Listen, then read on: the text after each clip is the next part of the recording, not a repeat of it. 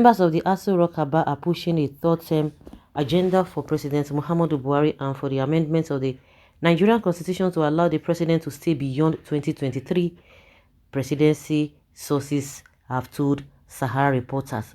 Presidency sources told Sahara reporters.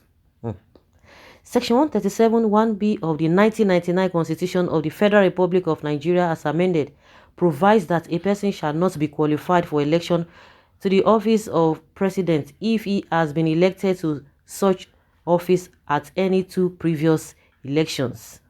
A similar move was made about 14 years for former President Olusegun Obasanjo, which failed. The so-called third-term agenda collapsed on May 16, 2006, when the Nigerian Senate threw out the constitutional amendment bill. Obasanjo left office a year later on May 29, 2007. Sources in the presidency told Sahara reporters on Wednesday night that members of the Aso Rock Aba are on it and that some of them who had presidential ambition ahead of 2023 elections had been told to step down. One of them is the Attorney General of the Federation and Minister of Justice, Abubakar Malami, who had been eyeing the presidency, as Sahara reporters had earlier reported. The cabal, comprising some members of the president's extended family, friends, and some northern governors and leaders, are described as powers behind the throne. The recent clamor by northern elites has also been linked to the third-term agenda, with strong northern voices stressing that the region could retain the presidency following Buhari's departure from office. One of the sources added that Buhari is expected to visit Glasgow, Scotland, Paris, France, and Dubai, the United Arab Emirates, before the end of 2021. The source, however, did not disclose if the trips have anything to do with the president's third-term agenda. Recently, members of the cabal with interest in presidency were told to step down. Malami is now back as Kebbi State APC All Progressives Congress governorship candidate after initially telling people he could run for president, one of the sources told Sahara reporters. Also, the recent strong clamor for the presidency to remain in the northern parts of the country is as a result of this. Guess who they want to use to push the agenda? It is the same person you know, the APC candidate in the November governorship election in Anambra, Andy Uba. Uba is expected to start the third-term campaign when he wins an Anambra governor. He did it before for Obasanjo, paying off lawmakers in the failed third-term campaign.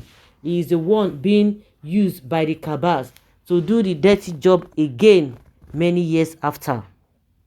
Buhari to visit Glasgow, Scotland, Paris, France, and Dubai, UAE before the end of 2021 amidst strong rumor of third-term agenda, another source said.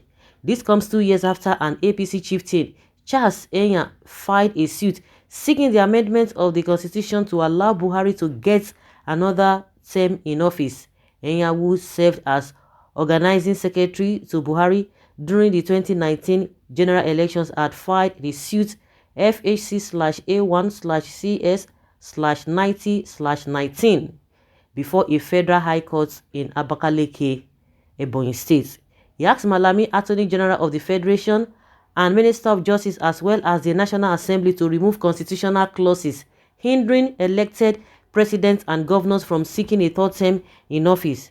The APC members sought for possible expungement of both sections. According to him, that section 137 1B of the Constitution of the Federal Republic of Nigeria 1999 as amended, restricting the president to only 2 terms of 4 years each, is inoperative by virtue of its discriminatory nature in relation to the executive and legislative branches of government in Nigeria, and therefore null and void and thus inapplicable. He also sought an order of the court nullifying the setting aside section 137 1B and 182 1B of the Constitution of the Federal Republic of Nigeria 1999 as amended, and directing the first and second defendants to delete and expunge section 137 1B and 182 1B of the Constitution of the Federal Republic of Nigeria as amended. A few days after, Buhari claimed he wasn't going to make the mistake of attempting a third term.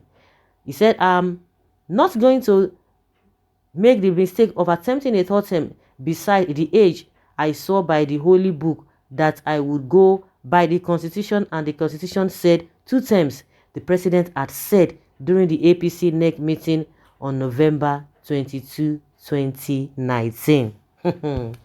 Yes, so it's coming gradually.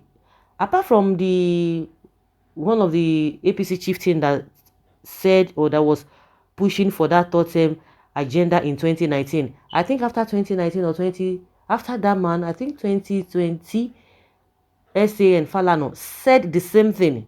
And I have told people several times and severally that if you think that, oh, a lot of people are like, oh, yeah, with all these things that are happening now, we don't even need to bother ourselves. Let's just forget that this government is not going to do anything. Let's just be focusing on 2023, and by that time we'll look for another president and another person that will be able to do it. I have that conviction. There's that strong conviction in me that for these people to be doing or be behaving the way they are behaving, you think they are just doing it for this period and they will just go back. And come to think of it, because they know that all of these things, especially the northerners, all of these things that they have been doing, they are going to pay for it if another person from another region comes in, because Buhari has already, messed up the whole thing for them. And that is why they are insisting that it must remain, the presidency must remain in the north.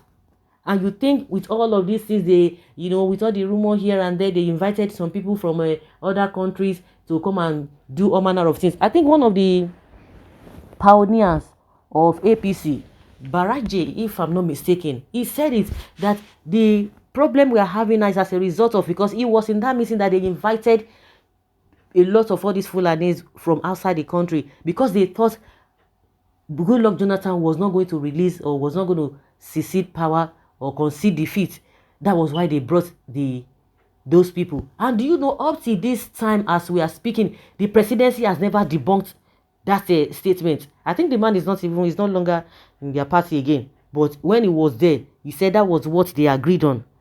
So if anybody thinks that 2023, okay, we are going to, it's going to be time for us to be able to select another president, you must be joking.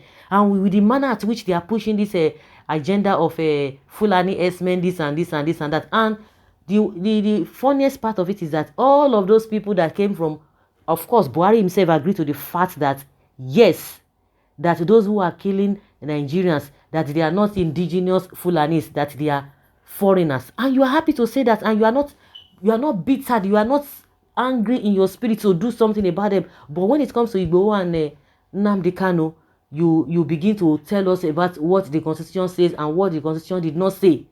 So those Fulani S-men that you claim that are foreigners, so they are not a threat to national security of this country.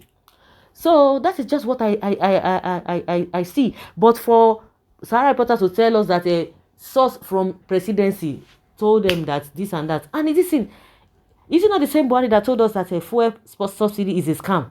But see what is happening now. So who is going to be believing that kind of person? If you are believing that man, that is to your own peril.